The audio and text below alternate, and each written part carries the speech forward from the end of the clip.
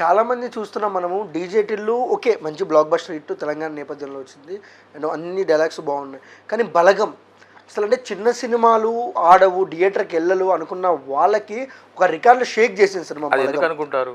Okay నా దగ్గర cross questions ఉంటాయి కొన్ని, ఏమనుకో పర్లేదు. అంటే ఈ కాలంలో చిన్న సినిమాలు ఆడమని క్రాస్ క్వశ్చన్ ఏమిటి అంటే, ఇప్పుడు ఒక సినిమాలో చూసినా మనం అవి వాస్తవాలు ఎందుకు ఏమిటి ఎలా ఈ మూడు తెలుసుకోవాలి. ఎవరో చెప్తే మనం నమ్మొద్దు. అంటే ఈ దాని గురించి చెప్తాను అనుకో విషయం. నేను జనరల్ కూడా మాట్లాడే విధానం ఇది. మనం ఒక విషయాన్ని పూర్తి అవగాహన చేసుకోవాలి సాయి. అది మన జీవితానికి ఉపయోగపడుతుంది. గుడ్డెద్దు చేలో పడ్డట్టు ఏదో ఎవరో పడ్డట్టు ఎవరో చెప్తే అవునా అవి మనం నమ్మొద్దు. నమ్మితే నమ్ము, కానీ వాటి గురించి నువ్వు ఆలోచించు. ఎందుకు జరిగింది, ఎలాగ జరిగింది, ఏమైంది, ఈ మూడు మనం తెలుసుకుంటే దాని మీద మనకు ఒక అవగాహన వస్తుంది. Whether it is good or bad అనేది మనం ఒక నిర్ధారణకు రాగలుగుతాం. మనం ఎప్పుడు కూడా ఒక్కటి గుర్తుపెట్టుకో, పర్సనల్గా చెప్తున్నాను అంటే నువ్వు ఎదుర్కొన్నావు కాబట్టి, ఎవరో ఏదో చేసిన దాన్ని మనం చేసుకోకూడదు, మనం స్వయంగా చేసుకోవాలి. ఓకే. అండ్ బలగం సక్సెస్ చాలా చిన్న ఆర్టిస్టులకు పెద్ద వైపు చూపించింది, పెద్ద వైపు సినిమాలకి. ఎలా అనిపించింది బలగం సక్సెస్ మీకు? అద్భుతం కదా. ఓకే, చాలా గొప్ప విషయం కదా. నాలాంటి వాళ్ళను ఖండాంతరాలలోకి తీసుకెళ్ళింది కదా. డీజే టిల్లు కూడా తీసుకెళ్ళింది. డీజే టిల్లు కూడా కాదు, డీజే టిల్లుయే తీసుకెళ్ళింది. డీజే టిల్లు తర్వాతనే బలగం. డీజే టిల్లు సినిమాతో నన్ను ఒక తరం వాళ్ళు ఆదరించారు, అభిమానించారు, ఆనందించారు. ఒక తరం వాళ్ళు అంటే ఇప్పుడు నువ్వు నీ ఫాదర్ ఉన్నాడు. మీ ఫాదర్కు నీకు ఏ విధమైనటువంటి ప్రేమానురాగాలున్నాయో నీకు తెలుసు. మీరిద్దరు ఎంత ప్రేమగా ఉంటారన్న సంగతి నీకు తెలుసు కదా. దాన్నే యథావిధిగా అక్కడ తీశారు కాబట్టి సినిమాలో మేమెంత ప్రేమగా ఉన్నా కూడా మీకు తెలుసు. కాబట్టి అందరూ ఆనందించారు. అది ఒక తరం వాళ్ళు.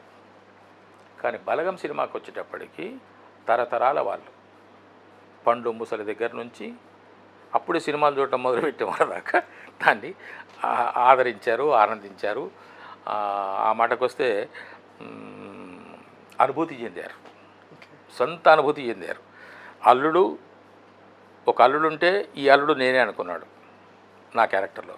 ఒక బావ ఉంటే ఈ బావ నేనే అనుకున్నాడు. అర్థమైందా? మా బావమరిది క్యారెక్టర్ అది. మా బావమరిది క్యారెక్టరు నేను పోట్లాడుకునేది వాటిని ఊహించి కొంతమంది అది ఊహించుకున్న వాళ్ళు ఉన్నారు. కాబట్టి ఏ పాత్ర అయినా కూడా ప్రతి ఇంట్లో ఏదో ఒక పాత్ర ఉన్నది. ఓకే, అంటే ప్రతి ఇంటి నుంచి వచ్చిన కథ సార్ అది బలగం. పర్ఫెక్ట్. ఓకే సార్, ఇంకొక విషయానికి వస్తే అంటే దిల్ రాజు గారు వేణు గారికి ఒక ప్రామిస్ చేశారంట, ఏ హీరో అంటే మీరు మంచి కథ రెడీ చేసుకో, ఏ హీరో అయినా ఇచ్చేస్తాం మీకు అని. ఆ విషయం తెలుసా సార్ మీకు? వాళ్ళిద్దరు సంగతి నాకు తెలియదు. ఓకే, అండ్ వేణు గారితో టచ్లో ఉన్నారా? వేణు నా తమ్ముడు కదా. ఓకే, అంటే ఏదో ఆయన లేకుండా నేను ఉంటా టచ్లో. ఓకే, ఆయన ఏదో చెప్తున్నారు మీకు ఇలాంటి సినిమాలు చేయాలనుందండి, ఇలాంటి సినిమా చేయాలనుందని. ఇది సినిమా ఎప్పుడు ఏం జరుగుతుంది. నేను బాగా అవపోసన పడుతున్న వాటిని నా పరిశీలన శక్తితోని, నాకు పరిశీలన ఆసక్తితోని నేను కొన్ని విషయాలను బాగా గమనించి నాకు నేనే అబ్జర్వేషన్ చేసుకుంటున్నాను, నాకు నేనే విశ్లేషించుకుంటున్నాను. కాబట్టి నా ప్రయాణం నా ఓన్ స్టైల్లోనే జరుగుతున్నది.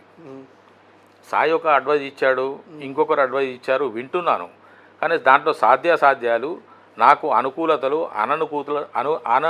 అననుకూలతలు ఎన్నునే చూసి దాన్ని బట్టి నేను ముందుకు పోతున్నాను. అందరిలాగా నేను ప్రయాణం చేయటం లేదు. నా ప్రయాణం నాకు సాఫీగా సాగుతున్నది. సాగినంత కాలం సాగిస్తాను. ఒకవేళ సాగలేదు